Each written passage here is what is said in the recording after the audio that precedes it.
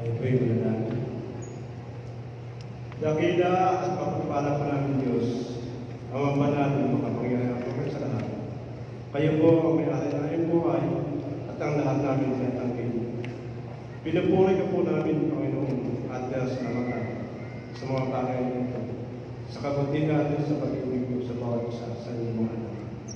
Narito po, Panginoon, ang mga handog at ito po, na binabalik ng mga tapat naming kapatid na patuloy na nagtatapat at nagpupuro sa iyo. Tuloy nawa silang pagpalain ang kanilang kalusugan at ang kanilang mga hanapbuhay.